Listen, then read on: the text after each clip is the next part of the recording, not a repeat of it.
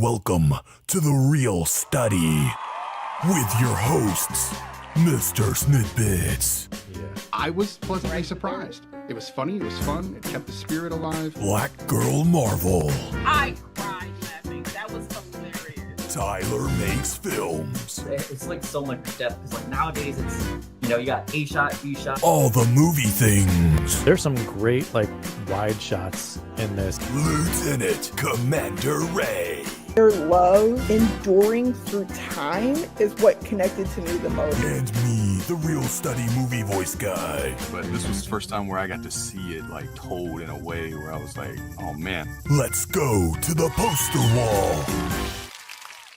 Good evening and welcome to The Real Study. My name is MrSniDBitS and not with me tonight is BlackGirlMarvel. That's the first time I've ever said that. But instead, I do have Lieutenant Commander Ray with me, and we are going to be covering some movies for this kind of weekend that we're on, this holiday weekend, if you will, that people do celebrate. And these movies both relate. So we'll be going over Friday and How High. Tyler will be joining us very soon, so we're actually going to go over How High first, as well as our normal, opening with whatever movies we've seen this week. And then we will get into Friday once Tyler gets here with us. For right now, we're going to move over to the main wall, and we are going to discuss social media. If you guys are not following us on social media, please do get us on the Discord, on the X or Twitter or whatever you call that these days. We are also on TikTok, Instagram, Facebook, etc. If there's a social media that has some following on it, we are probably on there. So give us a follow. That said, I know that you have been trying to catch up on your TV shows, Ray, and you said you watched last week's episode of Discovery. Do you have any I thoughts? did.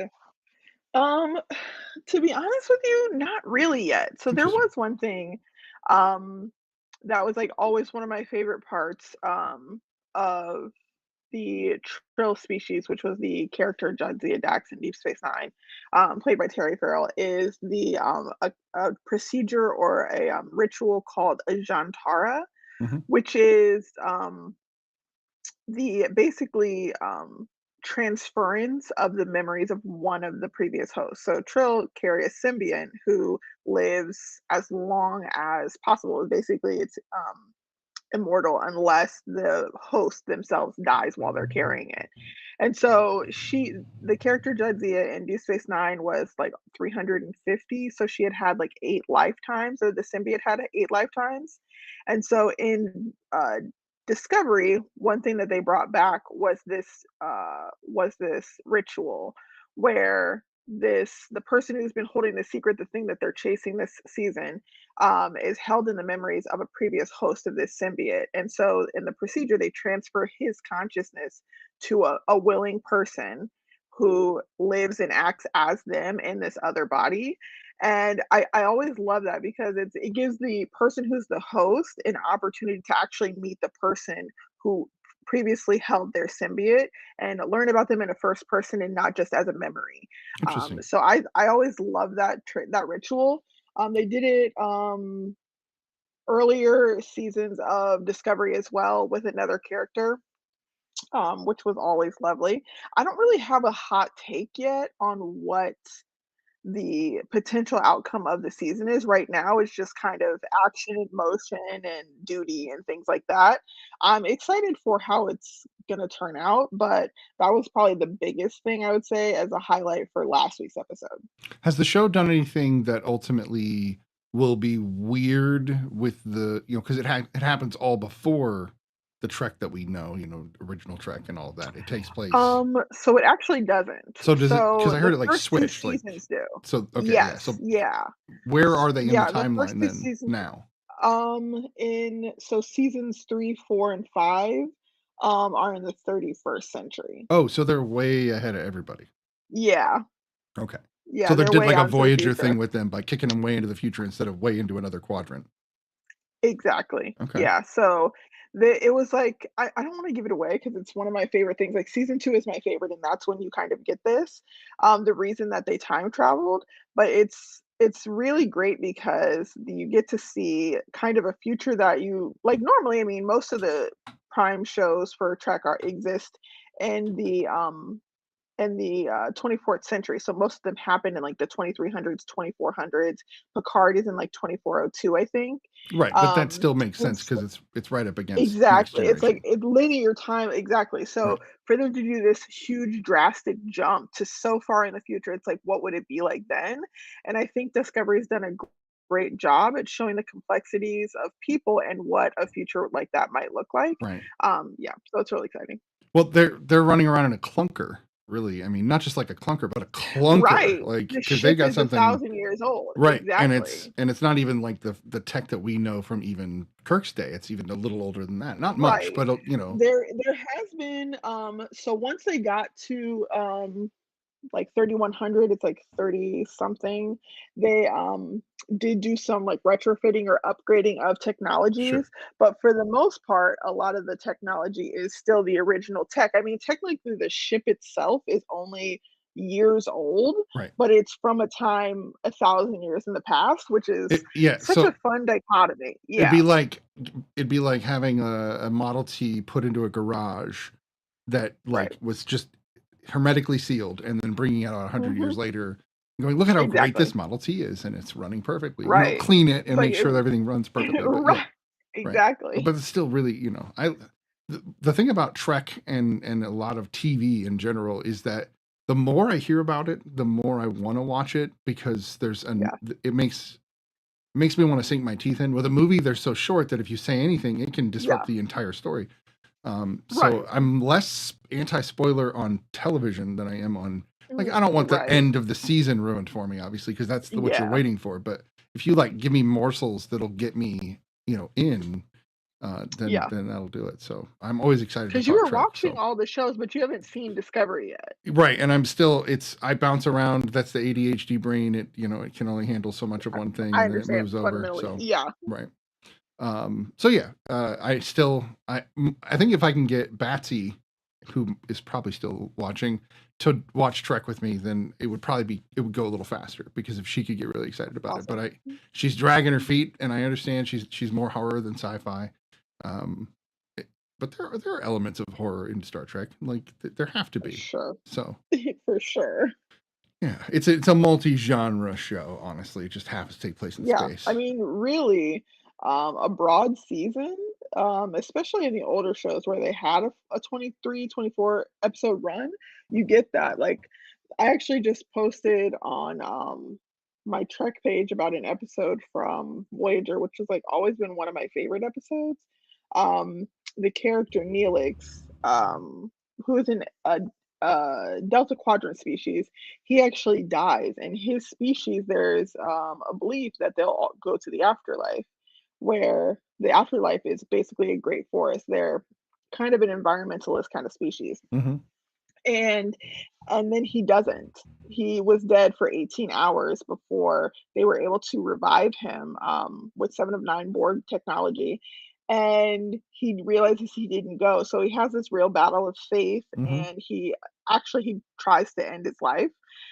He was going to beam himself into space, and they were able to stop him That's brutal. because it's brutal. Like, it's really like it's like one of those like harder episodes where you like are following him through the episode, go through this like struggle, and he writes a suicide letter to Captain Janeway. And yeah, it's like it's such a That's deep heavy. episode and crisis of faith that like, and not even that, but like the most recent episode I was just watching is about a species of hunters, and they kill other sentient species for that's their tradition and their culture, and they have them held as like trophies and things like that, that they like trophies from their kills. They're hunters, and so it's like those are really deep hardcore horrors. Like most of those That's like episodes I watch. Predator. That's even like the Correct. Japanese whale trading, like very, because even he just going to the Japanese whale, like that's pretty dark, and the things that happen Yeah. with all of that. Yeah. So yeah, horror is everywhere. I mean, it's just whether or not you want to look at it, I guess. Absolutely. So yeah, we're definitely gonna get into it. Hopefully she'll not resist as hard. I can use the hours that I've gained. I'm still sitting on near 20 hours. Yeah. Yes. for watching movies. But let's see, we just had her watch The Godfather. I'm not going to make her watch 2. But then I had her watch, we've been watching Fallout, which is tremendous. Very gory, so be prepared that if you do watch it, it's Wow. it's gross and gory, but it's the radiated Oh my God. wasteland, of after nukes have destroyed the earth. So it's a pretty brutal place. Wow. I don't know, you're not much of a gamer. No. Okay. So it's a video. I'm sure you've I've seen heard of it though. commercials. Because I was yeah. interested in watching the Halo show too, which I heard was pretty good. People like that. This is by far, and I haven't finished it, I'm only halfway through, but by far the most accurate television show or movie to a video game adaptation I've ever seen. Like it is as if you walked into the video game in real life. Like I've never seen anybody do this quite right. And they've been doing a better job now in the last 10 years with video game adaptations than they've ever done. But even then they have to like cut corners, but because it's a show, they really didn't. And like little tiny things like, hello, Aina, little tiny things like the bobbleheads that are in the game, which are normally a collectible, are just kind of about, and you see them and people are hitting the heads of the little bobblehead guy. It's almost like uncanny if you put the game next to the show. So that's been fun.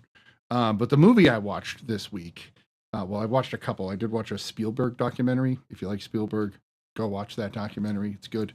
But I watched Mission Impossible Dead Reckoning. A little behind on the Mission Impossibles, but for good reason. They're all right. I don't hate them. Yes, Jonathan Nolan, who does Fallout, is on point. That's Chris Nolan's brother, by the way. All this nepotism. But Dead Reckoning, they had shown this stunt that Tom Cruise was supposed to do for like 9 months before this movie came out, and it's just him jumping a motorcycle off a cliff and using a parachute. He's doing it himself, so it's like big deal. But then you get to the movie, and this is a spoiler, just letting everybody know, but the whole reason he jumps off a cliff with a motorcycle and the parachute is the dumbest reason they've ever come up with for anything ever. Wow. This is basically the plot of the story is Ultron, but Earth version, not like Avengers Marvel version, has been let loose and is trying to take over the world, but it's just in the internet. It doesn't have hands and shit, but it can manipulate people and drain bank accounts and do all this kind of stuff. And that's his enemy this time, and it's everybody's enemy, and they're upping the stakes. That I'm just sitting here going, is this series trying really hard to start to emulate Fast and the Furious? Because it's starting to feel like it. Because they even added in like some slapsticky jokes, which I was like, that's not Mission Impossible. The first Mission Impossible movie is not funny. It's very serious, extremely serious. We're talking Brian De Palma, so like we're really, action, spy, thriller. Like that's what it was. But this was like jokey. So the whole reason he goes up on this freaking mountain is because Simon Pegg's character makes a miscalculation and jokingly just sends him off up this giant mountain to jump off to land on a train with a parachute. It's just, it's ridiculous. It's not even like Dom jumping a car with a vine. Like that's like, I would accept that more than a movie that's set in supposed to be like as reality as possible, pushing these. I don't know.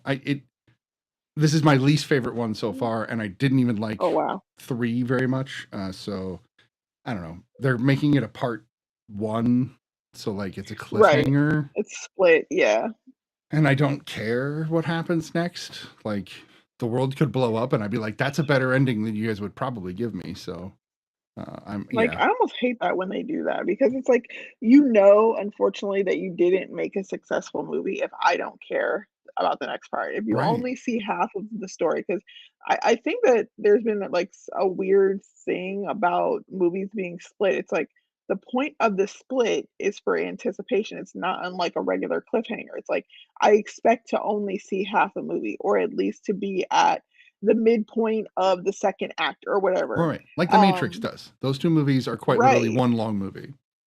Exactly. Like it starts where the other one ends. Like that tells me that is why you made that 2 movies. But if it's like, I don't really care, like this was kind of fine, if all by itself, is like, that's not a good thing. Right. That's not good. And they're going to open the next one just like they opened this one, with some, cold open with Ethan Hunt doing Right. something. There was another part of it, and again, this is a big spoiler, so mute me if you don't want to hear this part, but ultimately there's two, I don't even know if they're his love interest, but it feels like they're his love interest. There's at least chemistry, and one of the girls gets killed, and then he's immediately like all infatuated with the next, and I'm like, they're trying either really hard to make a like more futuristic James Bond, which I wouldn't care anyway. This is better than James Bond in my opinion. And then I know those are fighting words that luckily there's nobody here to fight with me I'm on. just thinking to myself, like, because I the only thing I know, like, this was the one that Haley Atwell was in, right? Yes. Yeah, I have a weird thing about her. I just doesn't work for me. She was I don't fine. know. She did fine, but I Imagine. wasn't like, wow, Haley Atwell, holy shit. It was more like, look, it's Agent Carter, but now instead of then. And that's it. Like, I don't feel any different. She's still doing spy stuff, and Yeah. she's fine, you know. I watched a lot of stuff this last week.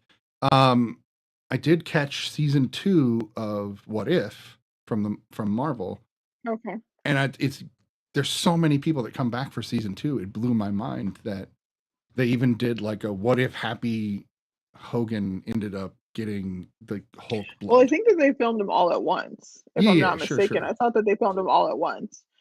They did replace some of the the actors from the movies didn't voice the characters. So I Tony didn't is watch another guy. season 2. Yeah.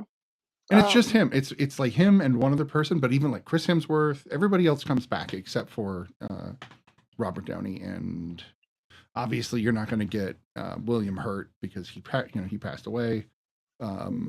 There's a few people we wouldn't get, but they did pretty good from what they got, and the people that are mimicking Tony are doing a good job. So it's hard to tell. Yeah, I mean, I'm glad actors get work. Yeah, I don't think Sam Rockwell went anywhere, Taylor. I think that Sam Rockwell is amazing and has just stayed amazing since Teenage Mutant Ninja Turtles. So, and apparently he's known for dancing, but I saw an interview where they were like, so you do these dances? He's like, yeah, I got like 4 moves and y'all are infatuated with them. So I'll just keep recycling those 4 moves, which is pretty great. Anyway, any other? Oh yeah, he did come back for What If. Yes, sorry, you're right. He came back and played Justin Hammer in the Die Hard Avengers episode. Yeah, which was cute. Yeah, it was an okay episode. It was okay. What If I like, but I'm not infatuated. It's not like Loki where I'm just like, wow, I want more Loki. And now we're not going to get any more. I didn't watch the second season yet, but I heard it was great. It is as good as the first season, but for completely different reasons.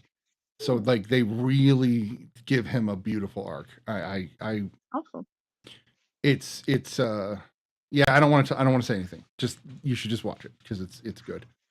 But we do have some movies to talk about tonight, and Tyler should be here soon enough, probably in the next 20 minutes or so. That's about enough time for us to discuss, or other words, this next film. So we are going to discuss the film How High. It's a 2001 release starring Method Man and Redman, known for their rapping before this movie. There's something weirdly famous about this movie that we'll talk about that I didn't even realize that was famous from this movie, but we'll get there. Why don't we have you ever seen How High before this episode? I think I had only seen maybe part of it years when it first came out, so it's been a billion years. That's fair. I had never seen it, and it's weird because, being that it's a stoner flick, I always watched all the silly comedies. So I'm surprised I did not see this, but I did not. But I would like to hear your thoughts on How High before I give my thoughts. It was terrible and offensive, and it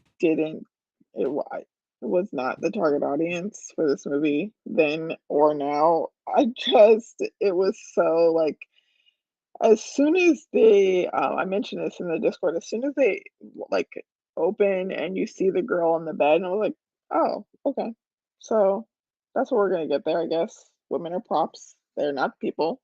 Um, and her body has zero autonomy. She's just in the scene. And then the all the people coming to the door and I'm like, where is this happening at? Like this doesn't make, you know what I'm saying? Like The I'm like, okay, dungeony feel, it was really odd. yeah, it was like weird and like I kind of was hoping that when he went to school, he was gonna be able to do something with his skill. To be an herbalist is a very useful skill, and you have to be really smart to be able to blend plants in that way. Hmm. And so, but then that's not what happened. They just used his dead body, and like I was so confused, and I was like, is he is he burning him? Like I didn't understand what was going on.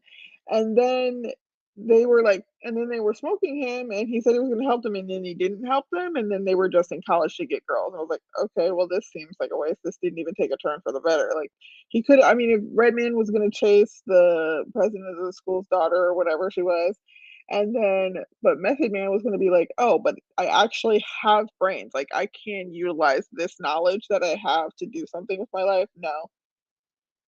Nope. No, nothing at all. Like, yeah, no. Like, Okay. why wouldn't you take Harvard and run with it? Like, you can do so much with it. Take it, run with it. This movie had no identity. Like, it didn't. It wanted to be a silly stoner comedy, and it sure there's a lot of pot in it. There's a lot of that in it, but it doesn't like make the. It doesn't. I don't know. It felt like this was the era of we've pushed offensive as far as possible. Let's see if we can top even ourselves. Yeah. For no reason. It just felt icky. It just felt, I don't know. Yeah. And again, had I seen this in 2001, I would have been, in my early 20s and maybe it would have hit different, but I feel like it would not have hit different for me then.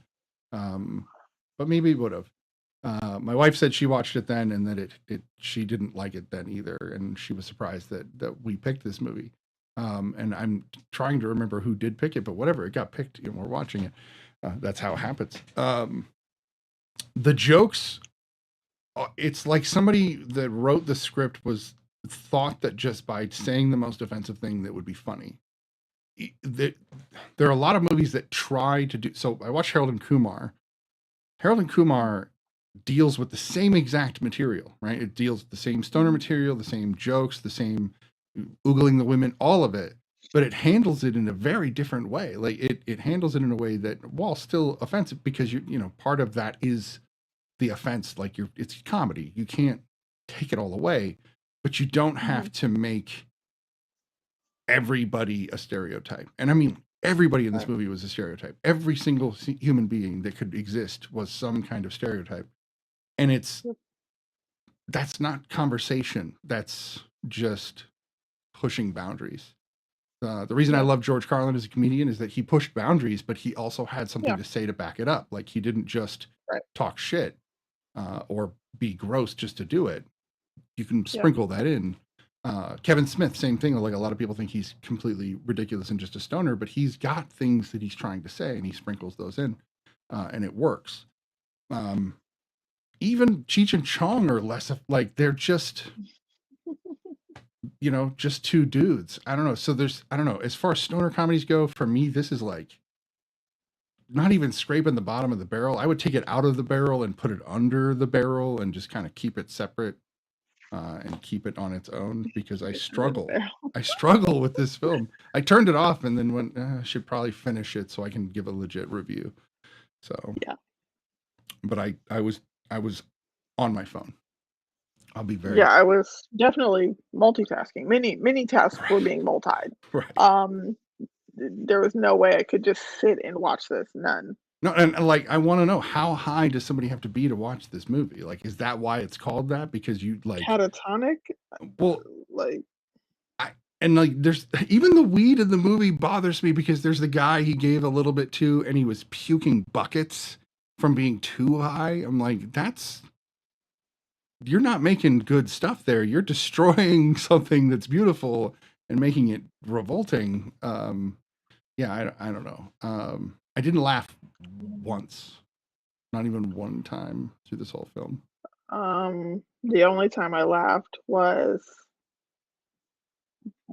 Mike Epps. There was like one scene in the car, and I was like, okay, well, that was a little bit funny. And then other than that, I'm like, Was I it the don't wordplay they kept understand. doing, like round and round? Yeah, Yeah, yeah. yeah, I could see what he's trying to yeah. do I'm there. like, okay. I Right. mean, it's Mike Epps, so Well, that's the thing. There's a lot of people in this movie. Where you brought up yeah. Hector, right? When he came on screen, I was like, how did this happen? I don't understand. Why would you be in this, Hector? Why would you do that? A paycheck. I can't imagine it'd be anything else. In 2001? Wasn't he still doing? No, that the show was over. I was thinking the medical show that he did. I mean, like, I'm pretty sure that was around the time Runaway Bride came out. Like, he was still very much on the scene. Princess Diaries was in like 5 years 99 of was that. Runaway Bride, so you're right there. Princess Diaries 2 was 2004, so it's definitely like right in the vein right there for Yeah. him. But I mean, still, it's a paycheck. So like, if he wasn't working one year and he needed a paycheck for that, like with acting, it's really tricky. You got to just kind of take what you can get sometimes, True. unfortunately. And that can also have an effect on your career, which is wild, that you're like, I need to eat, but I'll do this crappy movie so that I can eat. But then now people are like, oh, they work in crappy movies, and it's like it's a death trap almost. You got to be careful. But he talented as hell. I love him. Let's see. I was trying to think of the other things he was in at that time. I can look here. Wild Thornberries, dope. Raising Helena. I don't think that movie did Oh, great. yeah. Without a Trace, that's a well-known show. He was on West Wing. It was one episode, so more like a cameo. So Princess Diaries came out the same year as this. So that's weird. That's what I was like. Princess Diaries was. I knew it was around this time. And they get almost the same rating. What is wrong with people? What? Obnoxious. Absolutely. What? Princess Diaries has heart. It has a good lesson to learn. It has great humor, great like supporting cast. I absolutely adore Heather Matarazzo. Is amazing. I love her and everything she does. So that's weird. That is weird. Chicago Hope. It had just ended when he did this movie. So he had to have made some good money from that. So now you got to ask, who did he know? Who did he owe? Things like that, I think, is where it comes down to. Yeah, there's got to be a reason for sure. It's gotta. Fred Willard is in this movie, and what's really funny is that if you go turn around and watch Harold and Kumar, he's in that as well, and he plays a oh wow, not a dean, but very similar. So he's like a school representative. Jeffrey Jones was in this movie. Ugh, gross. Lark Voorhees. That was very strange to see. Yes. Lisa popping up in a movie. Just kind of out of the blue. I just remember how she tried to break out of being Lisa, but I'm like, this isn't the movie to do that. No, like she was there to be groped. Like that's what she was there for. No, because when I'm like, oh my god. Is that Game? Is that what was that Game? Like was that Game in 2001? Like because that's what it felt like. That's what that was the best he had. Like it was definitely sexual assault. Like like for sure. It's weird. Oh. It is weird. Okay. So, made $31 million worldwide. That doesn't surprise me. So I think the reason this movie is famous is because there aren't a ton of stoner comedies, so it gets thrown in, just kind of automatically, and they don't do well. So like, there's like 7 of them, and half of those are Cheech and Chong. Right. And then you have the scene that I wanted to talk about, which is the pimp slap scenes, right? Where there's like 5 pimp slap scenes with the baby powder. And when I was working at Foot Locker and I was just, it was right after this movie, right? Everybody would talk about, I'm going to put some baby powder on my hand, I'm going to slap, and everybody was saying it over and it was just this thing. And I was like, I asked myself, where the hell did this come from? And then watching the movies last night, I was like, okay, now I have to know where this came from. And this is where it came from. And Yeah. I don't know if I could be more disappointed in such an idea, learning that. I was like, oh, well, that's okay. This is what made that famous. That's kind of sad. Yeah, we're eviscerating this movie. I'm being nicer than I was on Letterboxd. We lost viewers because of how mean we're being to the movie. So it's an awful movie. Yeah, it's terrible. Pretty terrible. It's pretty bad. Yeah. The one thing the movie got right is Harvard is really well known for botany. Yeah. So we had to look that up. I was like, they got this wrong. We looked it up, but we were dead wrong. They are really, really well known for botany. That's awesome. I think the 6.2 this gets on IMDb is absolutely nostalgia. People just, not that IMDb wasn't around in 2001, but it wasn't ubiquitous, right? People had to go on their computer to use it. Exactly. But now people are like, oh, how high? Oh yeah, I watch that every 420. And why? But why though? Why? Yeah. Success. There was a sequel to this? There was a second one. What? No, I noticed that when I looked it up as well. Oh my God. And it's not them. No, it's two other persons later on. Okay. I thought it was them again. I was like, dude, they were already 30 in this movie or older. Like, it was really weird to see them playing what would have been like right out of high schoolish or right out maybe 21. Right. A little late to go to college age is what they were playing. Were definitely, But you're like, no, dude, you have 30-year-old wrinkles in your face. Like, you don't look like a teenager. Not at all. This sequel gets a 3.2 out of 10. That is, that's the worst rating I've ever seen on IMDb. And that's lower than any horror movie I've ever seen. That's bad. It makes sense that it would get that lower rating. Like, yeah. I don't know. There's not much more other than just eviscerating this movie that I can say, because I always try to find something positive, right? I want to find something positive about every movie. I want to. I could say they worked hard on it because it took time to film all of it. They could say they worked hard. The mom was the same mom in both movies. In both movies, I was like, what? Like, okay, well. And did you notice that universe of the mom? Did you notice that when Redman was dealing with his mom when she was in the sky, that other people could see her? Yes, and I didn't. Yes, I don't understand. This movie had no identity for that kind of stuff. It made sense that his boatmate might see her because he was smoking, and so if he was inhaling, then you know what I mean. Like, he would be catching a contact and see her, but everyone else watching the race, why would they be able to see her? I don't know. That was weird. No, and if it's a guilty pleasure film, Taylor, I totally understand it. We all have them. I'm not here to police what people watch. Watch whatever the hell you want to watch. I will never put on this movie again. This is the movie that, like, they're like, you would get $1 million if you watch this movie for 24 straight hours. I might not make it to $1 million with this movie. Like, it's that terrible for me. Right. If I had to try, I might, but it would be difficult. I think the problem is that it sets up all these terrible stereotypes, which is fine, but it doesn't do anything in the second half to try to tear them down again, or to try to show that they're not needed. And it's not just stereotypes about other cultures. It's literally stereotypes about Black people as well. And then didn't need it to stay, then that would be one thing. Right. But they were like, they got there and then they were just failing everything. I was like, okay, well, what was the point? Right. What did they learn? How did they grow? There's no arc for any of the characters. And even in other stoner movies, there are arcs. If you watch Harold and Kumar, they grow as characters to the second film. They get into their shenanigans again, but they, that's kind of the point. They're still idiots, but they're good idiots. I don't know. I don't know. Yeah, I think that's all I got on this one. I don't have much more, but I really wanted Tyler to be here for Friday, and I know he'll be here any moment, and he's worked hard to get here, so I don't want to steal that from him. Yeah.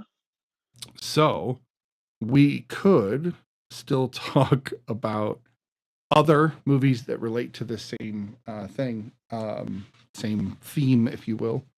Do you have a favorite really ridiculous comedy that you kind of go to? Truthfully, I don't really watch that many Really? like ridiculous comedies. I don't know. Something about the like slapstick over the top, like lack of realism nature of them just doesn't connect with me. Um, yeah, I don't know. Not just like a huge like just straight comedy kind of person. That's fair. You like rom-coms I do. I do. and maybe dramedies, right? Where there's some more meat, to sink your teeth into, Yeah. and then jokes between. Judd Yeah. Apatow, like, do you like Judd Apatow? Can't stand. So even there's a bar higher than that. Yeah, American Pie type of stuff, I assume. No, never. never Can't. seen any of them. I've seen part of American Pie, but that type of like, I don't know, just like the over sexualization of children bothers me. And in all of those types of movies, they're high schoolers. I'm like, And how hard would we it be to get make them it. college students, right? Correct. Right. Like if they were in college, like honestly, I would be fine. But like, because if you remember, like that was a part of the issue I had with Bottoms was like Right. how hardcore they were just like, we're trying to get coochie out here. Like whatever hose we can find, we're trying to be down. Right. And I'm like, I get it. Like, I don't know. It feels like a weird like um cultural thing. You know what I mean? Like to know that children are wild and horny is different than making it entertainment. And that is why That's a fair that's point. why I don't like it. So yeah. So Aina mentioned some movies here. Happy Gilmore? Mm-mm. No. I'm not an I can't do Adam Sandler. No. Serious Adam Sandler is different than. I think I own Spanglish, and there's like maybe like the one that he did with Don Cheadle wasn't too bad. Like Reign Over Me? some of those ones where he's not, but like when he's full Adam Sandler and it's just, and then the other cinematic universe of just all of the movies he's made with his friends, I can't. I'm with you It's too there. much. So, like, to Yeah. me, I think Happy Gilmore sits a little separate from Billy Madison, and what you're talking about is the Billy Madison type movies. And I've gone back and watched Billy Madison because I loved it when I was 18. He was right up my alley because I was the target audience, and I liked really over the top ridiculous stuff, and I've grown out of that to a huge degree, and I think I grew out of him, but I do love a few of them, and Happy Gilmore is one of them for me. But I think it's the supporting cast in that movie, and if you've never, I don't know if you said you've seen that one, but it is. I don't remember if I It have, kind to of be honest. it sits. It's still. I've seen Waterboy. See, and did you like Waterboy? Not really. Okay, then you probably wouldn't like Happy Gilmore. I appreciate the dedication to the performances, right? Because Kathy Bates, like, she still gave a spectacular performance in Mhm. that movie. You know what I mean? She still did her thing. So, like, I get it. But it's not my thing. Sure. Happy Gilmore is very similar, where everybody's dedicated to their performances. It's really great. There's not too much over the top comedy. It's much more aimed at the antagonist, which is really great. They're punching down, but they're punching down on a dickhead, so it's okay. So I enjoy that one. And then, he has a few here and there. Big Daddy was fine back in the day. Jon Stewart's great. Of course, he doesn't act as much as he used to, but for me, Big Daddy's, Taylor mentioned Punch Drunk Love, which I'm not sure if you were here for that episode, but we did review it on the show. Also I don't a serious think so, film. but I think it's on my watch list. I can't remember. It's serious, so he's quirky in it, but he's definitely playing a serious character. And then for me, the only Adam Sandler film that takes the cake is Uncut Gems. Like, he is phenomenal in that film, and I know he can act because he shows it in that movie. Yeah, it's on my watch list as well because I've heard that that's a good movie, like really high intense. Mhm. But yeah. It's shocking and intense, and I like that about it. It's very punchy, very fast. You've seen another, because we watched Good Time, and you were on the episode for Good Time.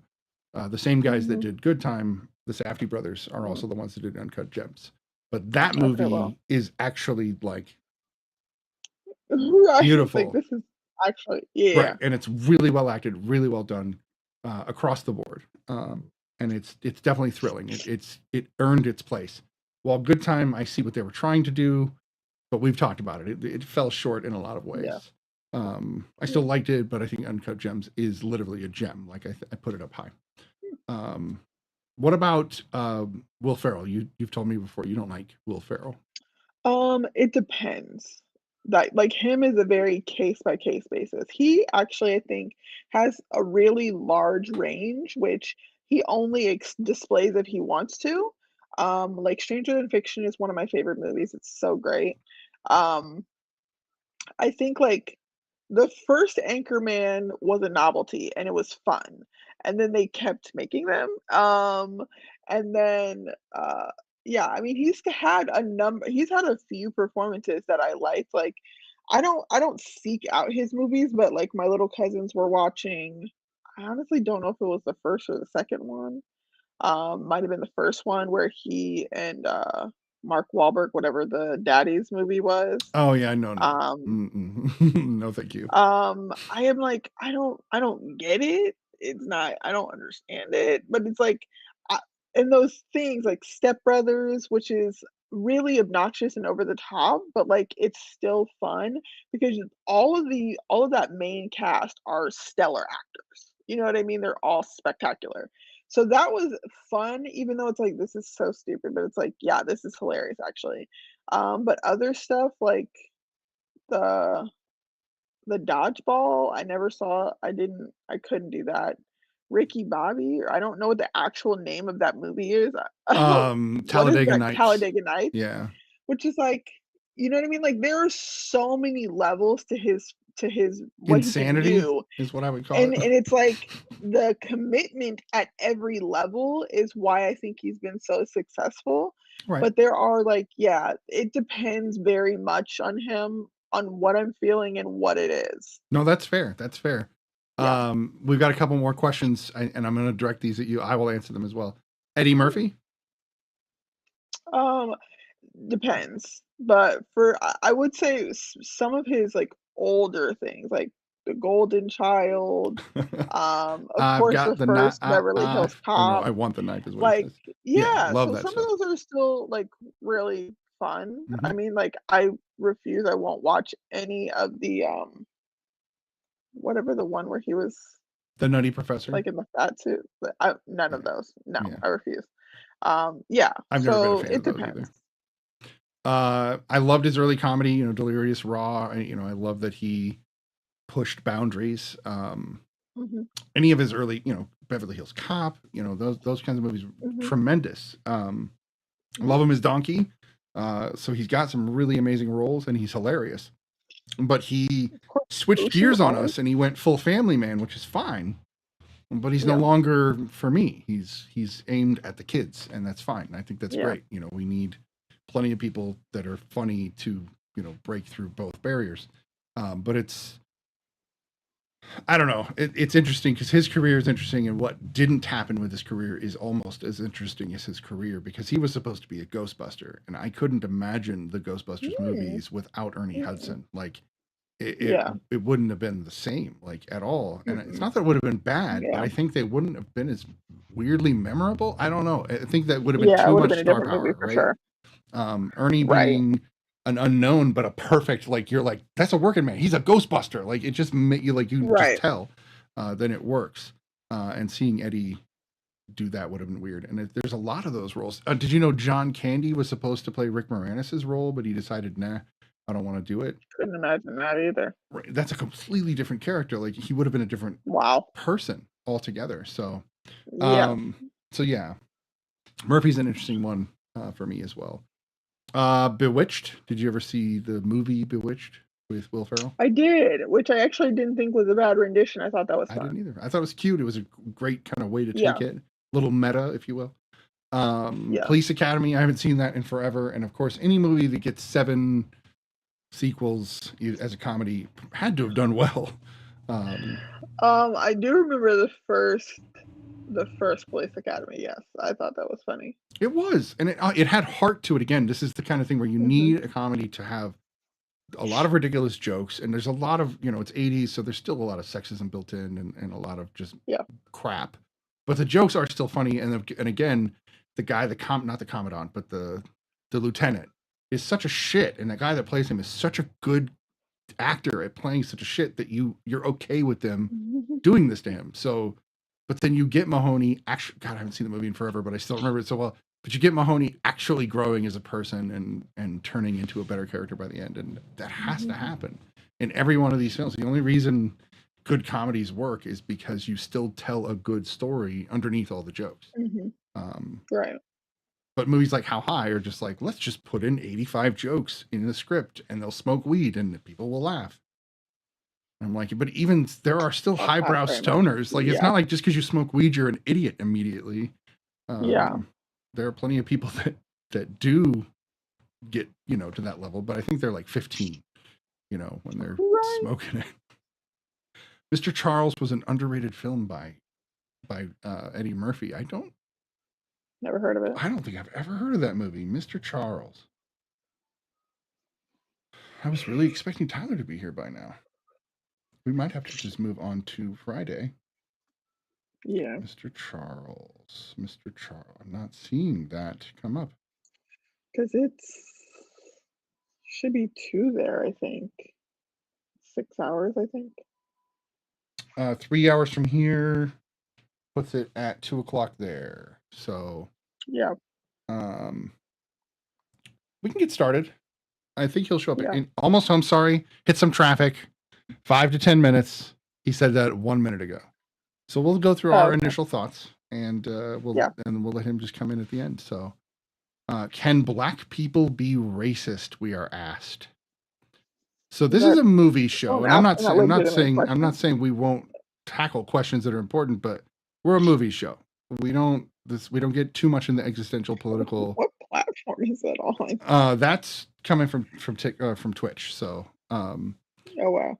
But yeah, there are a lot of discussions. Very deep question. It's entirely too long of an answer. Right. It's you're asking something that's going to take a long, multiple hour discussion. Yeah. And we're not here for that. So correct. There are great podcasts for you to take that question to, and please do. It is not that we don't have feelings about that, but that's not what we're here for. In fact, we're here talking about stoner movies. We're like, we don't even want to get into too much of anything. All right, so let's go ahead and switch over to Friday. And we haven't rated this movie. Oh God, yes, that's right. Thank you for keeping me on track with that, because I was trying to just get away from it as quickly as I can. Go ahead. I had you go first. You go ahead and rate. I rated it 1 out of 5 on Letterboxd. The number is arbitrary. It's terrible. 0 out of 10. I don't. 0 out of 10.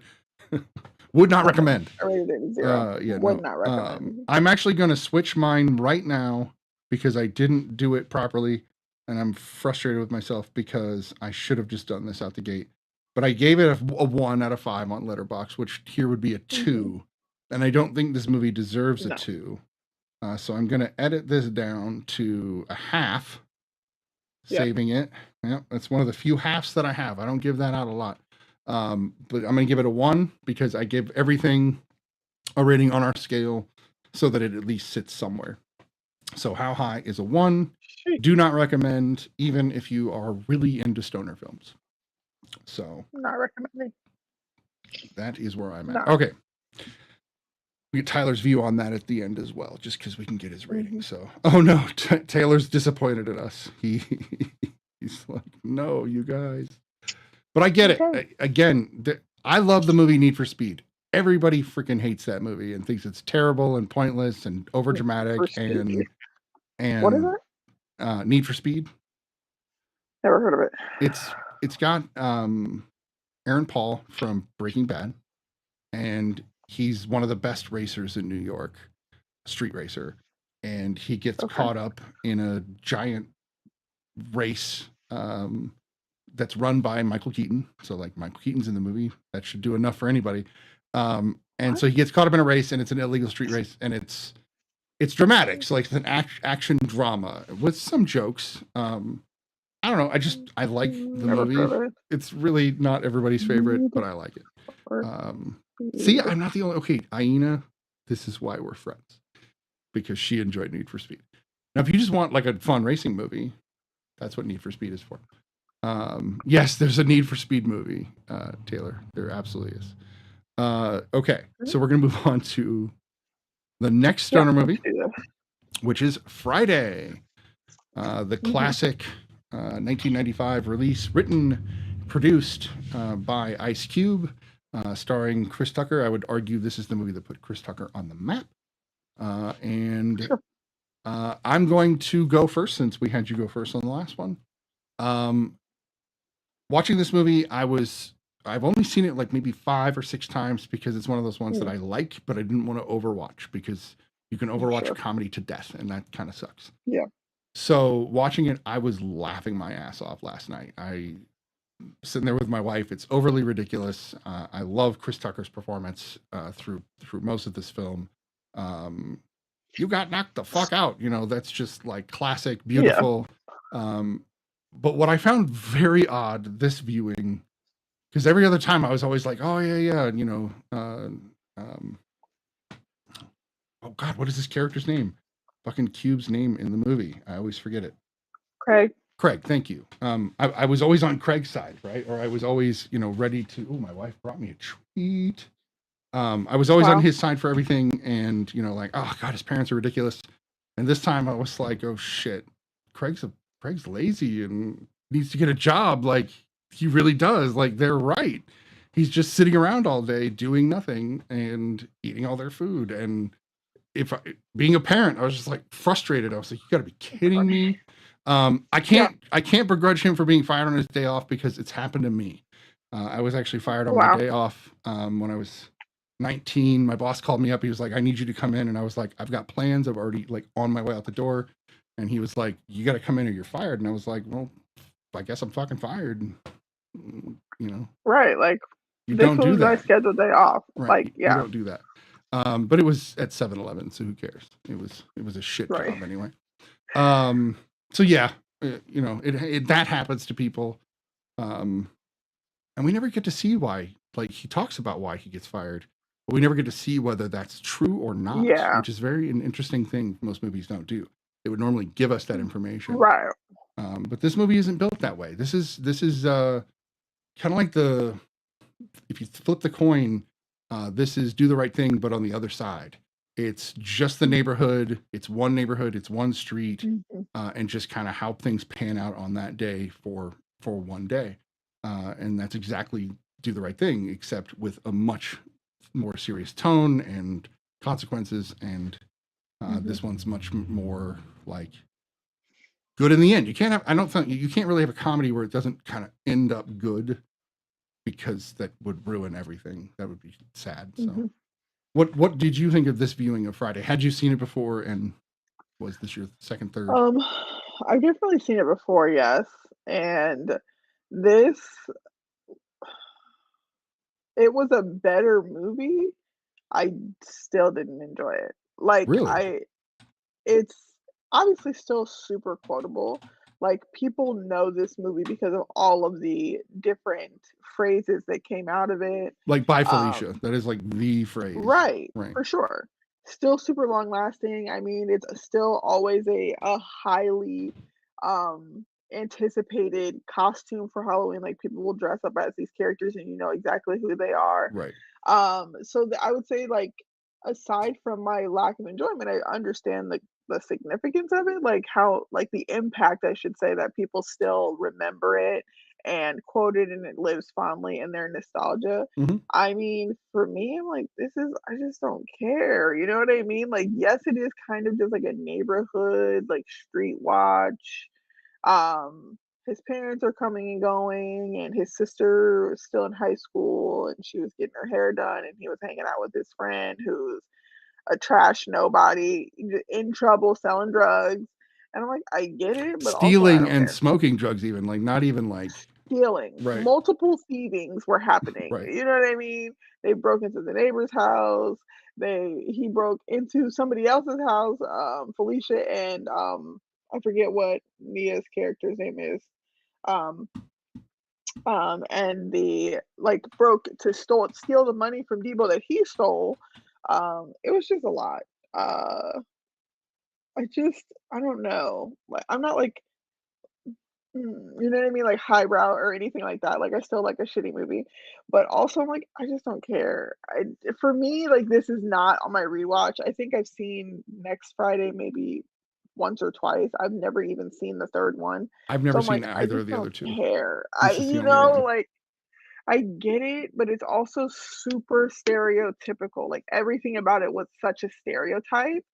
And movies that are just like, we just wanted to, because to tell a story about a day in the life is not an uncommon premise, Right. but it also can be done in a way that is not stereotypes. Like, yes, this girl does hair and she's gonna come to your house. Like everybody, like if you're a black girl, you know somebody who goes and does hair at somebody's house, or you come to their house. Like that's like my aunt and my cousin still go to this lady's house and get their hair done. Like that, like I get it.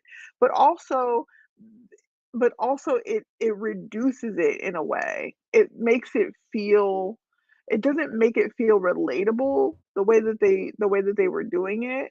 Um Especially because it was nighttime by the time Craig was getting beat up and her hair still wasn't done. I'm like, Right. first of all, those braids were big and she would have had that done 3, 4, 5 hours. Like, there was no reason for it to be after 10 o'clock because they had already had the drive by at that point. You know what I'm saying? That's when you said they were going to come by. She came home from school at what, 3 o'clock, 3:30? 7 hours and you're still not done with her hair? Like, that's the kind of stereotype. It's like walking around with half done hair. It's like, okay, we get it. I don't know. It was just a lot for me, especially like now to watch it and be like, didn't you notice this was not magnificent then? Like, did we realize that this movie would not become the mirror that we wanted it to be? Because I always think of seeing movies like that to be kind of like a mirror. Like we want to see ourselves in the movie, and that's why you mentioned Do the Right Thing. I mean, you also have movies like I'm sure you've seen Brown Sugar. Have you seen Brown Sugar with I have Tay not. Diggs and Sanaa? It's a spectacular movie. We should put that on the list. I'm about to do It that is right one of now. my favorite movies. Brown Sugar. And so Brown Sugar, yes. And so it follows like with this doesn't spoil anything, but the beginning stanza of the movie follows them in the day in the life of kids in the neighborhood. And from the vantage point of children, they're seeing all of the older people playing basketball or people are driving, you know what I mean? They're walking through the neighborhood. Like a day in the life can be done in a way that doesn't seem colloquial, Right. in a way that doesn't reduce that day to um I don't know. This just felt like shucking and jiving this time for me. I don't know. Well, we know Cube wrote this, and we know that Yeah. he'd already had a spectacular run with NWA by the time he wrote this. This is only Mhm. 3 years after the LA riots, so Mm. that says something about tone, I think, to some degree. We Mhm. do have Tyler in the house. Hold on, let me add him. Welcome, sir. 1 second, I'll get you loaded up here. So I think that, to some degree, maybe his attempt was to throw some Lighten. levity, into the Yeah. 90s for the people that he knew. I think that part of this is his, actual experience. And I think part of it is him just running with the stereotypes that he knew. Yeah. And that's just that's my opinion. I don't know, I'm I mean, obviously that's not wasn't to say there. I couldn't have experienced this exact day at my grandma's house. I just don't know that that day is worthy of a movie for me. Does that That's make, fair. you know what I mean? That makes sense. Yeah. No, it totally does. It if I compare it to because this is obviously black culture. This is in a black Mhm. neighborhood. If I compare Mhm. this to something that I think of when I think of like white culture, in the Mhm. same kind of day in a life, I think of like Dazed and Confused, or something like Okay. that. Yeah. And while that movie is just a bunch of kids drinking and smoking pot and screwing around, it That's still also gave me better the for me though. but it's Yeah. done by a legit director. I'm not saying the director of Friday is not legit. He's done other movies, but he ended up doing Fast and the Furious, so you take him how you want. So, but Linklater, is a well-known and artistic director to some degree. But that movie, even though at the end I don't feel like anybody grew, I still feel like I understood the journey because I've gone on that exact journey myself throughout a day. So, right. You're saying that you might not feel that same way about Friday. Correct. Okay, that makes sense. See, this is the kind of discussion about race that we'll do on the Real Study. So if you're gonna ask questions, we gotta ask Tyler if Black people can be racist, and we are not discussing that at all. We've decided that is not what this show's about. So we're just talking about the movies, and of course. That question is for Van Lathan's podcast, not this one. Right. There are definitely political podcasts that you can take that to, and it should be talked about. Again, that's not the point. This is just not that podcast. Tyler, welcome. Before we get started, we needed to give you we want a little synopsis on how you feel about How High, if you watched it, and then your rating of it, and then we can get into Friday.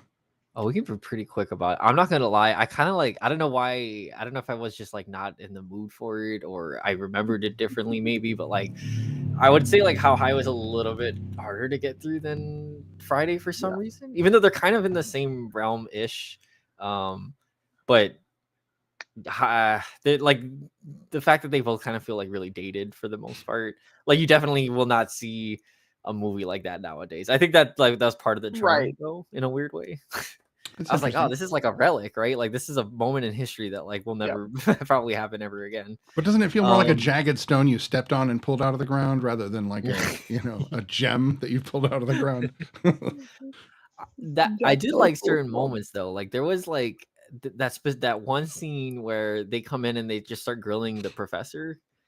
That was wild. It just it was just something about the filmmaking part of it where they're just zooming on this guy and he's starting to sweat and everything, and I was this is insane.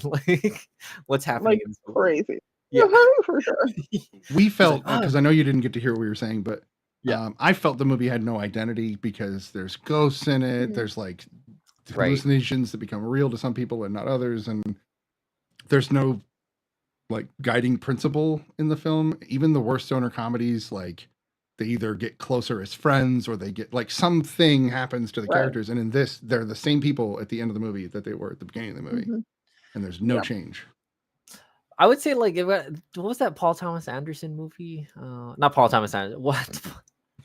Paul W.S. Anderson? W.S. Anderson, not Paul Thomas. Not the Resident Evil guy. Right. It had wait, so Phoenix. Not the Resident Evil guy? No. So Paul Inherent Thomas. Vice. Yes, Inherent Vice. Yeah, the one with Joaquin Phoenix as a stoner detective.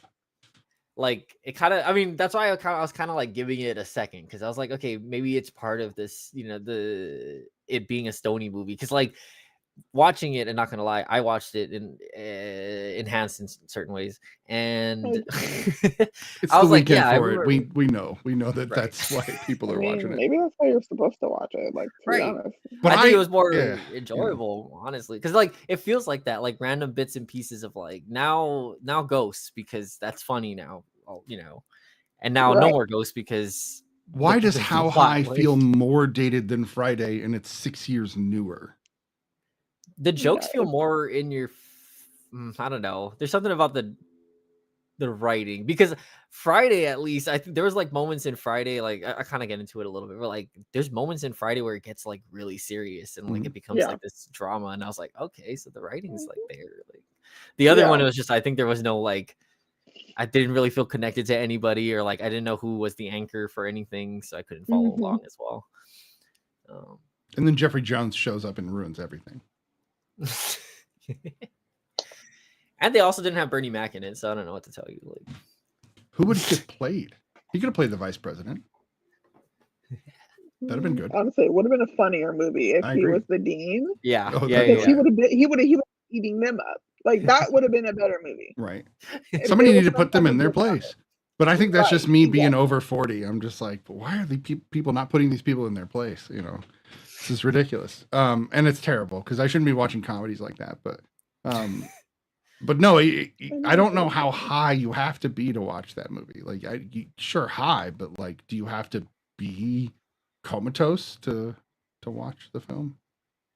Right. It made me Literally. think about like if I was to revisit. Now I want to like kind of revisit certain movies from that time, like Dude, Where's My Car, and like stuff like that, and see how That it like. movie is terrible. I bet I have only ever seen it once, and like I was It's so bad. It's like too young. They're not even high. They're just stupid. Like they're just dumb and Dude, where's my car? and act like that. And there's a lot of the movies between 95 and 2010 were, and I said this in my review, I've said this multiple times, but it's the Wild West of pushing the line. Like people were like, look, we have no censorship. And I'm like, that's good. We have no censorship. And yet they were like, how far can we take this before people have a problem?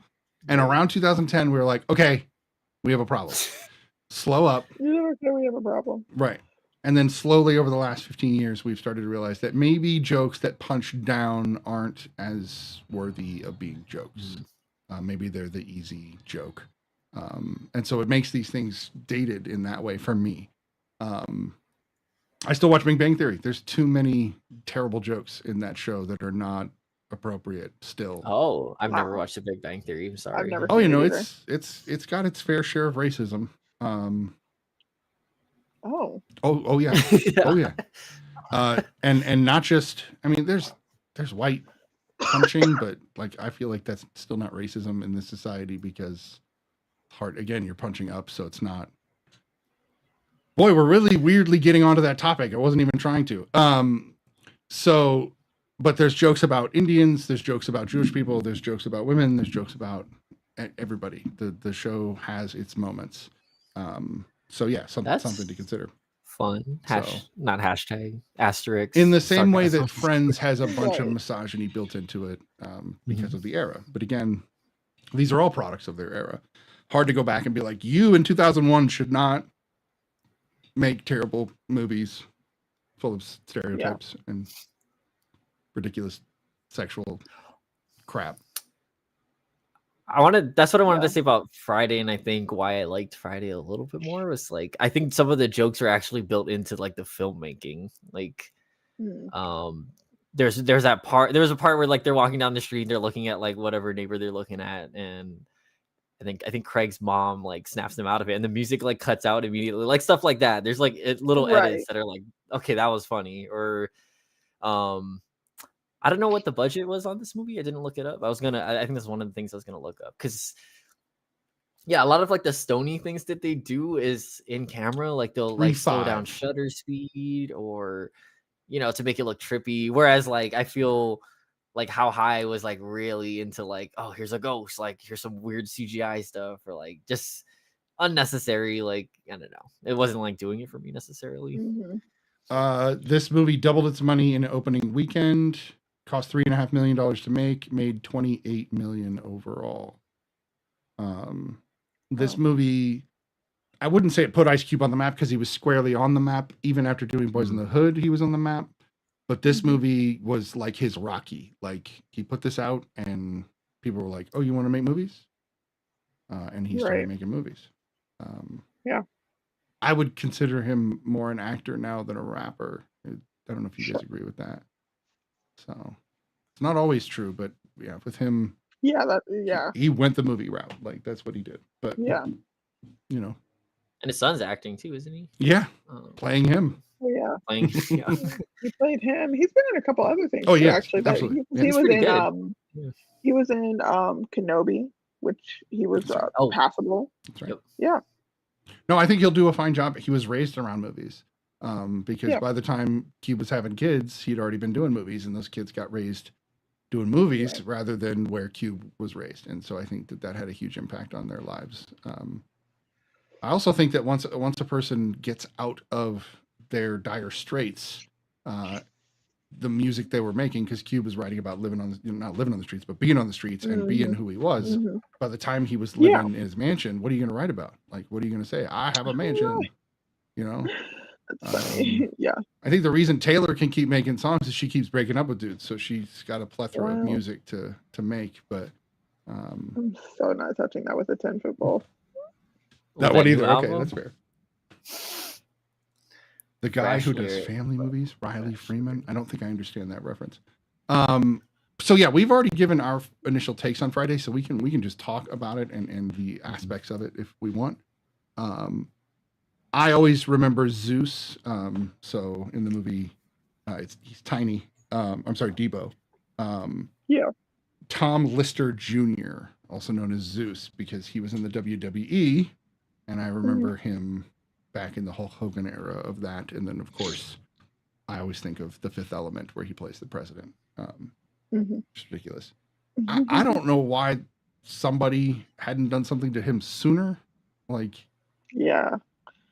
Like, he's one of those neighborhood bullies that, like, they only get their reputation by picking on people who can't defend themselves, Right. and because they have a relatively imposing stature. But Craig was rocking him for real, like for real, he was rocking him. I was like, yeah, we need that, because to let them continue to menace the neighborhood, like it is. I'm like, is no one gonna help? Like, that's the other thing. I was like, no one else wants to get a lick in at all. well, his dad was like, let him be a man. And I was like, okay, I understand if his dad's not getting involved, but his dad's also 45, 50, so there's no point in him getting involved. But there are plenty of other younger guys like Smokey who could have jumped in. Smokey was definitely the good friend. Like, he wouldn't rat you out to the cops, right? But he's not going to have your back if you're in a fight. Not at all. Yeah, I don't know. Still love Smokey. I think Chris Tucker in this movie is phenomenal. Like, he really reminds me of like Jim Carrey. Like, he's just very like his like mannerisms and just very like animated. I mean, more or less, I can't speak on it, but it just, I don't know if it's like a little bit stereotypical in some ways, but like I think it's very, I thought it's very like old school, like almost slapsticky. Yeah. In certain ways. Like, yeah. I think that Orlando Jones could have played Smokey. It would have been very similar because he's also a bit animated. Orlando Jones? Yeah. I like Orlando It's Jones. a different kind of animated characterization, though. Like, that would have definitely been I can see where you're going, because they both do have like an exaggerated type of thing that They do. They both do the big eyes. They both have a larger than life personality on screen. Yeah. But I don't know. Chris Tucker's, you put him in Fifth Element, and Chris Tucker's also brilliant as a completely different character. So it's difficult.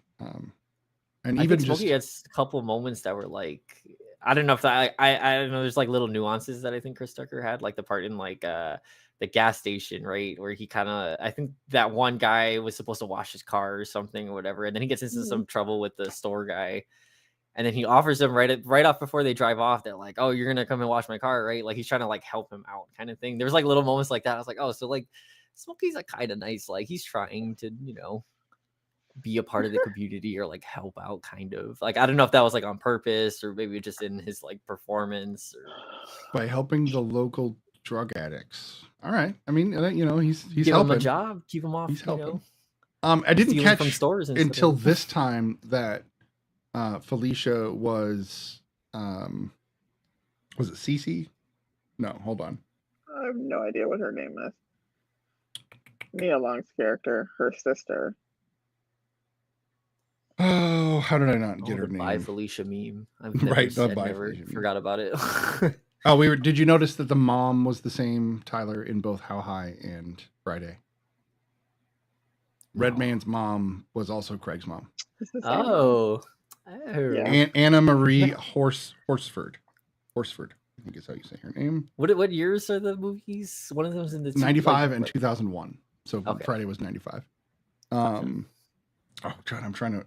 Oh, Debbie. I will say her face when she tells the lady across the street that she's like, okay, like that's like her face But whenever you see that, like the round eyes emoji with the teeth, that one, like that's what Yeah. I'm saying. That's what that face means to me. Like that's her face doing that and that emoji are the same thing. Well, I can imagine the Those are the same conversation thing. the next day where she's like, "Oh yeah, I'm sorry, girl, I Okay. didn't get a chance to call you. I'm so sorry." Because there's no way she's calling her. Like, not Call me happening. when you get home.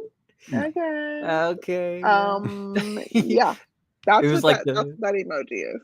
that sure buddy. Yeah. Yeah, I imagine Like, she I spends don't- most of her time in I her don't care. backyard, not in her front yard. Yeah. I know I Yeah. would. She's like, I don't want to deal with these people. For sure. How did Smokey not know that the neighbor lady was doing all of that intention? Is he really that dense that he didn't No, realize? she's definitely doing it intentionally. Right, I'm right. sure he knew she. Yeah. But Smokey didn't seem to understand. He's like, "Why is she doing that?" And I'm like, "Smokey, you're so naive. Like, come on, dude. Like." It's for. But he's for a show. boy. Like That's he's a fine. boy. I mean, if we're being honest, Craig and Smokey are boys. Like they're even Yeah, if they're they're older young. than they're still 19. They're very young. Yeah. This was filmed on location, 126th Street in Los Angeles, and then also at 126th Street in Los Angeles. Filmed those two locations.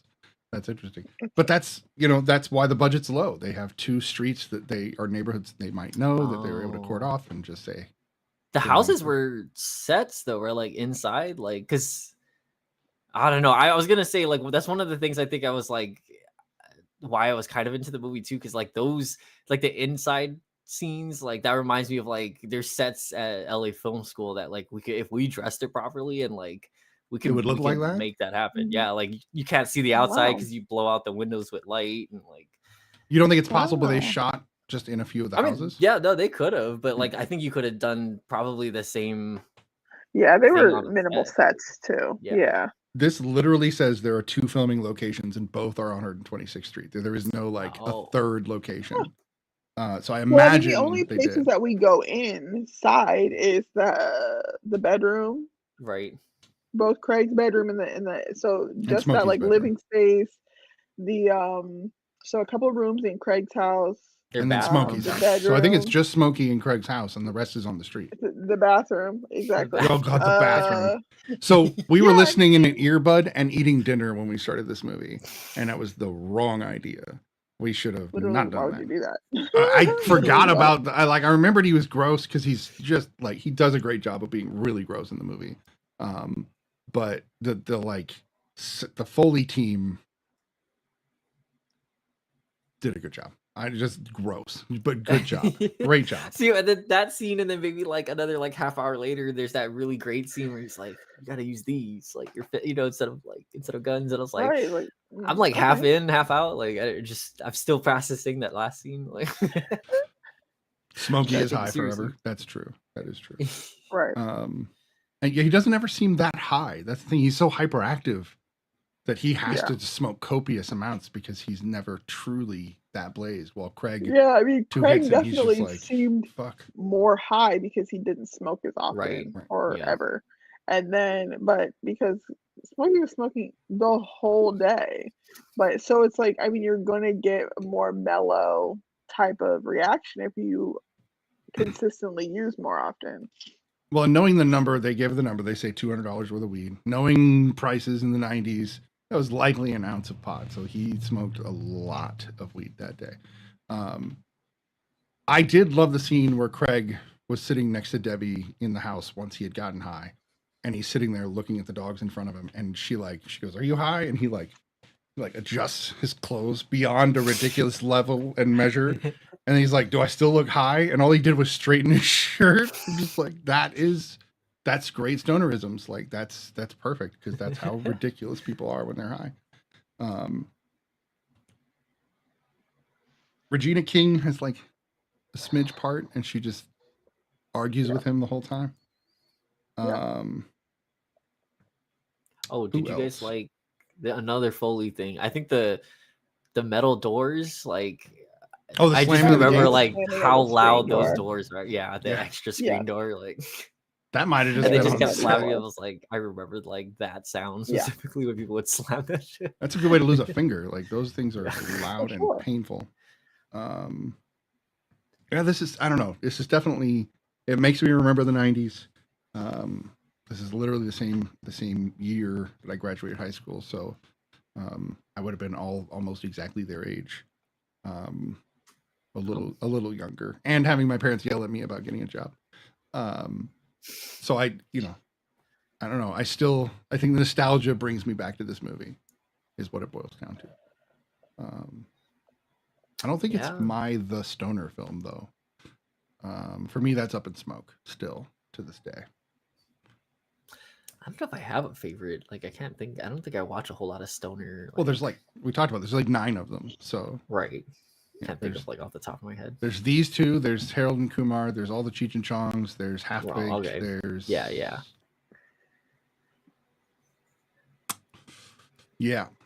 Now headed to the event horizon of my knowledge of stoner movies. Oh, I think that's about it. Like, there are movies, because I had this argument with somebody that was like, "Oh, Dazed and Confused is a stoner film," and I was like, "No, hold on a minute, no, that's a period piece with a bunch of stoners in it, and that's different. That's not a stoner film."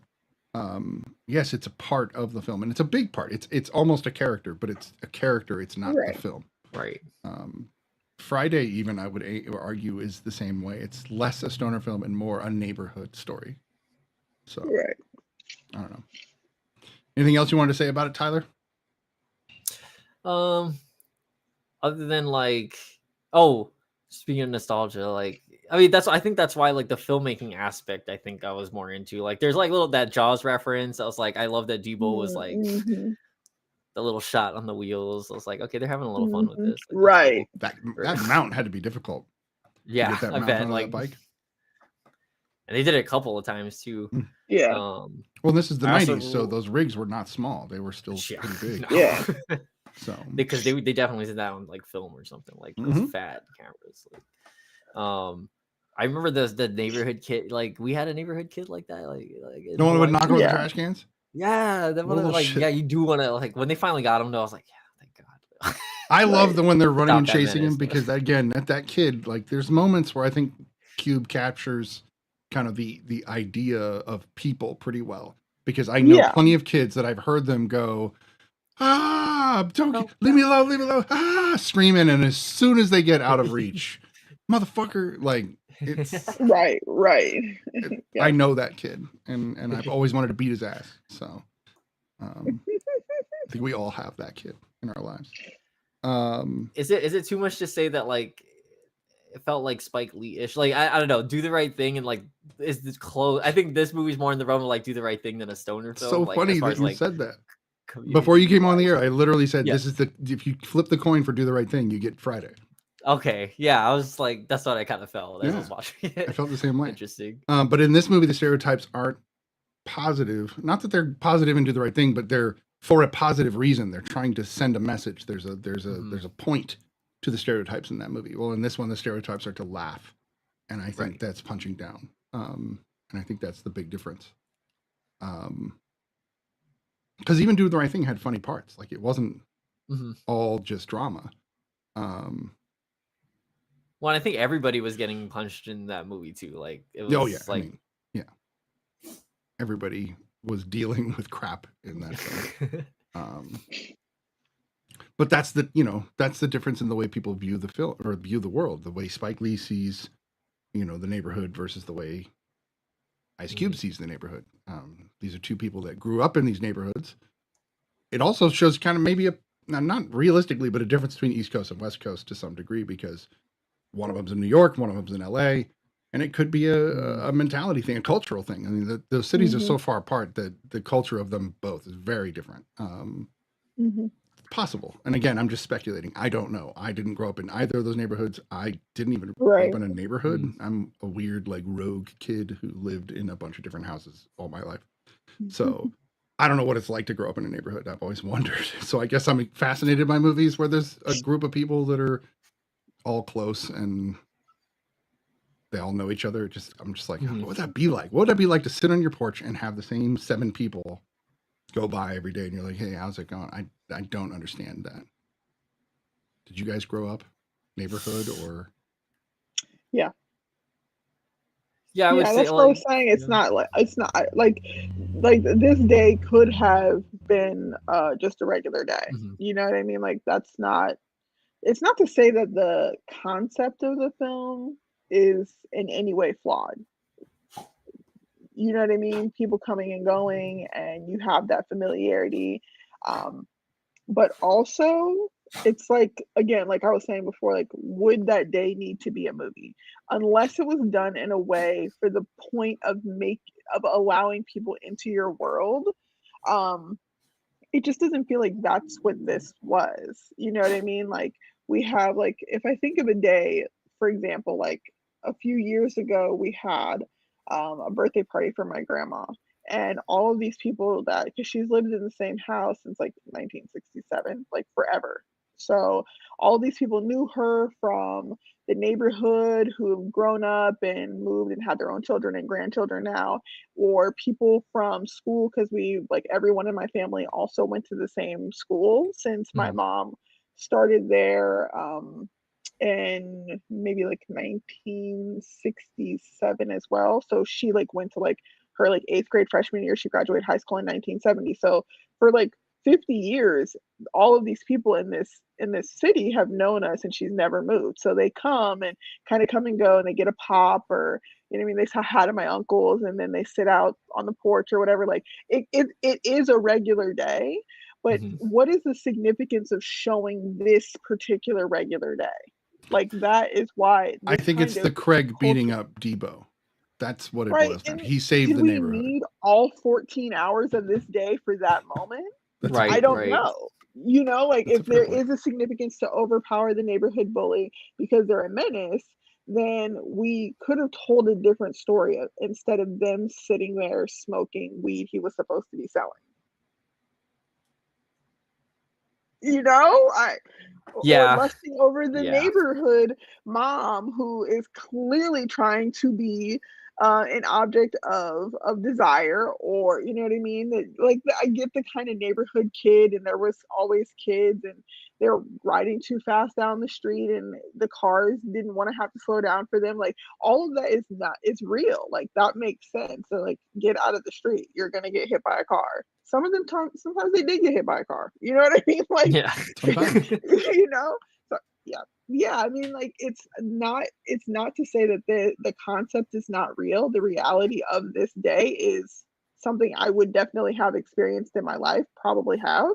But I just don't know that I needed to watch that day of my life as a movie for me. Right. That's fair. You have the opposite reaction I do to Daisy Confused, because I was like, the first time I saw that, I was like, oh hey, I'm not the only one that does that all day. Weird. That's cool. And I'm sure plenty of 19-year-old dudes that smoke weed all day are like, this movie is my movie. Like it resonates with me perfectly. And like, that's great. So yeah, I'm certain. I also, thinking about, and I know we brought up Do the Right Thing a couple of times, but thinking about the fact that it came out in '89. So it was part of the zeitgeist at the time. There's no reason why somebody wouldn't be like, hey, look, can we put out like a chill version of this movie so that it doesn't, because we don't want people to think that's everything. I can see that being a reasoning, but again, I don't know. I've never even seen, I'm sure there's got to be interviews with Cube about this movie, I would assume. Sure. So I'm going to dig into that because I'm curious as to what made him write this one. So, especially when he turned around and did Are We There Yet? All those family movies. It's kind of weird that he did the Eddie Murphy thing, right? He went right into the family movies. Hard pivot for sure. It's just weird that the guy from NWA does family movies. Like that's weird to me. Like it's great. It means he grew up, and that's a really wonderful thing. But it's still weird for my brain. I don't know. Makes me feel hell. Just like the trajectory of his like career, like just in general is. No, I mean, not even just anybody who we were talking about. Eddie Murphy. Eddie Murphy used to be one of the dirtiest comedians, like flat out. Like he was the dirtiest dude, and I loved that about him. And then he was like, "I'm going to do Daddy Daycare," and I'm like, "What? Who are you?" So I don't think I was as attached to Ice Cube as I was Eddie Murphy. So when he switched, I was like, "Oh, okay, you got to make money." So. and he produced almost all those movies himself. Like, he's been a producer since this movie. Like, it's not a... Kids do change you. Thank you, Taylor. That is a good point. Having kids will change your outlook on life and how you view the world completely.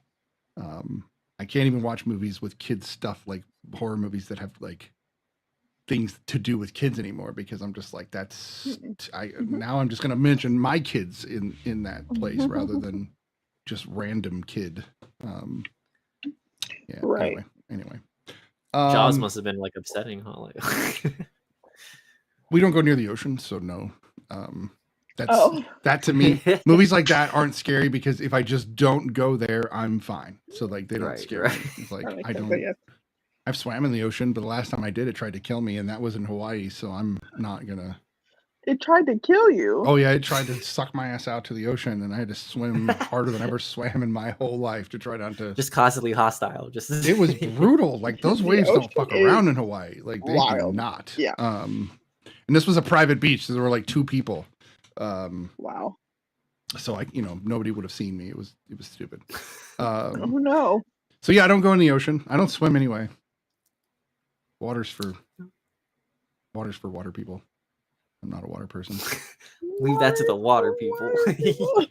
Like showers are fine. I don't have a problem with that. But I don't know. I just swimming feels unnatural to me. It's not something humans are supposed to do. We're bipedal. Driving feels more natural than swimming. This is a deep sociological conversation that should be had, because I am intrigued by this. But also, what? He's literally listed Law as a producer for Friday. If you watch the film, it even says an Ice Cube production. That's the only reason I know is it was in the credits of the film. Oh. Yeah. Oh, did you guys know that Danny DeVito produced How High? I saw his name pop up in the credits. Yeah, I was like, of course he did. This didn't watch makes the credits. sense. As soon as it was over, I cut it. You didn't like the smoke, the little digital like. I think that movie maker smoke. Danny was on set, right? When they're making this movie, and he's like, "I have an idea for a TV show. We're gonna call it Always Sunny in Philadelphia, and we're gonna do the same shit this movie did, but for seasons and seasons, because they do the worst shit to each other on that show. Like, and they're really terrible people on that show. Like, the characters are just the first season of that show. Awful. Oh my god, it is. They're terrible. Whoa. I can't watch it. It's like cringe humor, and I don't like cringe humor. I don't know, like not at all. Yeah, or like embarrassment humor is weird. Yeah. I knew you were here the whole time, La. I figured, she's mad because I didn't acknowledge her right away. Not mad. She's just laughing that I didn't acknowledge her right away. Somebody did say hi to your dog, by the way, who has now joined the podcast. Hello. I think he wants to be a part of the podcast. Looking like it. You can take over, buddy? It's a cute puppy. What's your puppy's name? It's Thanos. Like, is it really? Aww. Little corgi named Thanos. That's awesome. He's a troublemaker. It's so cute. And he likes to bark. Thanos had a lot to say. That makes sense. That's so funny. He said he had a lot to say. Thanos monologued a little too much. He was a monologuer. He really was. But who doesn't want to listen to that voice? Like, that's a really great Josh voice. does have a great voice. He really, really does. That's true. Anyway, I know Law usually needs to go by a certain time, and so I don't want to hold us up too much longer. Anybody have anything else they want to say about Friday or How High or stoner movies in general? Nothing. No. Okay. Fair enough. Next week we will be watching The Holdovers as well as American Fiction. So we will be watching 2 newer movies. And sorry, The Holdovers. Oh my god, that movie. Films. Cried. Yeah. I'm excited. Did it? I love when I'm movies, in for it if it made you cry. Oh yeah. I'm in for it. American Fiction I haven't seen yet though. And we know who won for The Holdovers, and that was a great set of wins for her. Yeah. Which is fantastic. So yeah, those will be the 2 movies. Then on the 5th, which will be the first May episode that we will have a guest, Mike Bedard from TikTok. He's a big movie TikToker. And we're going to be doing a couple of horror films, both The Descent from 2005, as well as Pearl from 2022, I believe. So Yeah, a couple of horror movies, and then more to come in May. We'll have all that to show you guys once we do that.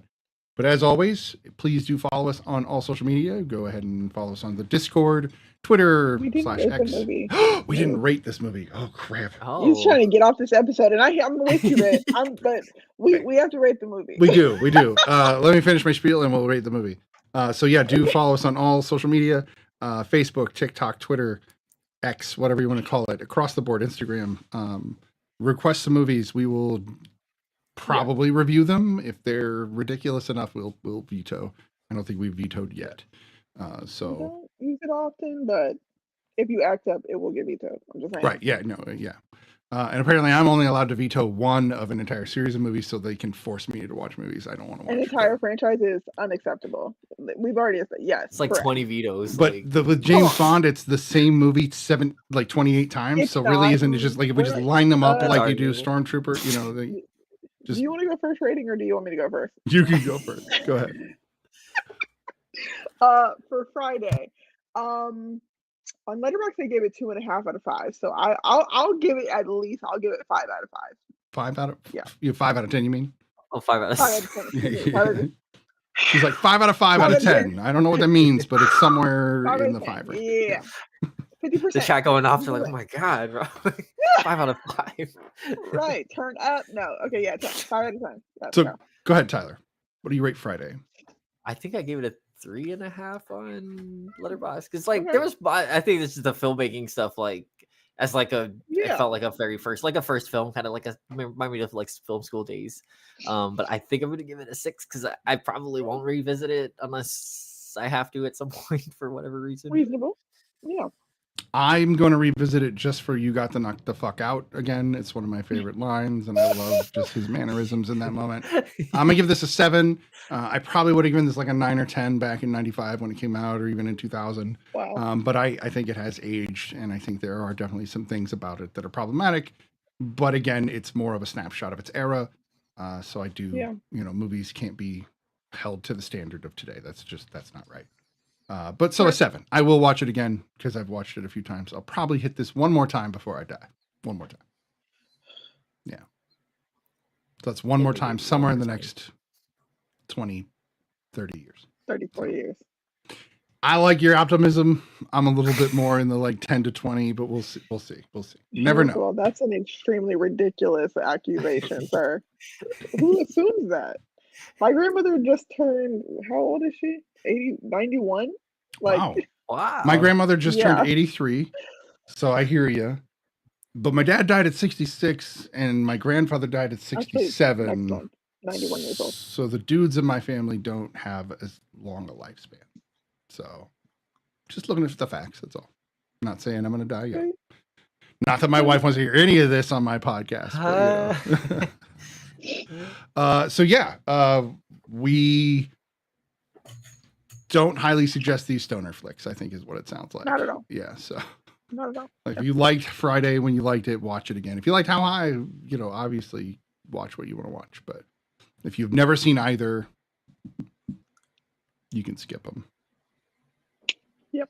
That's my opinion. You You can don't need to watch them. Maybe Friday for the knowing what it is if you're like a Cube fan, but that's really it. And Law says I do. She says revisit them, both of them. She gives Friday a 9 out Well, of shout 10. out to Lie in the comments. And then Okay. she gives How High an 8 out of 10. Wow. I wish she was here so she could explain. I want to Wow. know why. An 8 out of 10? Yeah. Because literally, what you didn't hear, Tyler, both Ray and I Yeah. both gave it a 1. Well, she gave it a 0, but like if you were to, for all intents and purposes, give it a 1 for the fact that Yeah. it gets a rating. A 1? Yeah, like Wow. we both Is that, like- we eviscerated that movie. Damn. So like it's almost as good as Green Knight then, huh? Like, I'm gonna keep bringing it up every Wait. every episode. I'd watch Green Knight before I would watch That's it. what I thought. That's what I thought would That's be the case. fine. It's so bad. I don't like the story, but at least it's Stellar. beautiful. I would watch it for how beautiful it There's is. a beauty to it, right? There's no beauty in How It's High. stunning. Like, Can we like stamp that quote and put it on Instagram? The Green Knight is more watchable than How High. Absolutely. So now we have to find the movie Yeah. that sinks lower than How High. Because to me, I think How High is the lowest level of film we've seen on this show. How high? More like how low? Right. It's pretty bad. That's the best. It's yeah. Yeah. I'm making videos. No worries. I'll explain my explanation. What was Tyler's rating for How High? I'm asked. All right, guys. I know this is a real study. I didn't finish the movie because I couldn't. I'm sorry. I no. just. Okay. I like I check. did So not that's a watch it 1 either, by but I default, kept, right? I kept making No. myself. There was like 45 minutes left, and I was like, I could do 45 minutes, and then there was like 30 minutes, and I was like, why is this still more movie? And then I just kept. And I was like, and then I finally got to the end, and I was like, okay, finally it's over. Click. We never even mentioned the ghost of Ben Franklin who created the first bong. So painful. Such a painful film. Anyway, Tyler, go ahead. Yeah, I give it a. I feel like I can't He truly gives give it it an a rating. unfinished. Yeah, He gives it an Oh, so it's Ooh, a, it's just a just like, I'll give it disqualified, a- DQ'd. Just it's a shooting star, but not I like a feel like cool shooting star. the inability to finish the movie is the rating. that's what I'm saying. That It's, is the rating. to I me, couldn't that should be a finish it. default 1 because if you can't finish it, it's Damn. automatically a 1 because why? I'll go for that. But just for makes law, sense. I'll give it another shot. Like, I'll Give it another try. shot. Use your Give it courage. another shot. I'll give it another. Oh. Okay, Puff and well. pass. Puff and pass. Another- Puff, give. You're just fucking up the Yeah. rotation. See, there's another. See, Oh. Friday is quotable. I will give Friday that. No, It's I definitely acknowledge the quotable. quotability. Absolutely. No, you did. I thought that was just a universal rule. I was like, did it come from this movie or like? Right. I think Come one. on now. Because yes, one, you did see a little bit of it, and you I think we should have you have to give the movie 20 minutes to be fair to it. That's you, fair. You got to I give got it past 20 minutes. 20 minutes. I Yeah, if did. you get past 20 Yeah. minutes and you're like, fuck this, I think it's a 1 because you did watch some of it and you were like, this is so bad, I can't finish it. And it fits on the Yeah. scale of 1 to 10. So there is no technical Yeah. 0. If you didn't watch it that week, That's there are weeks you acceptable. guys didn't watch them, then it happened. That means I got to go back. There's a movie that I didn't finish that I came close to that I should rate. But I'm going to rewatch that one, so I'm not going to be mean to that movie. Never mind. All right. This has been week 23 of season 3 of The Real Study. I'm going to trip over my words there. We will be back, like I said, next week with a couple more movies with some Paul Giamatti. And we hope you guys have a great night. Right. Remember to catch us not on Friday, but Sunday. Thank you. Good Same time, same night, all. place.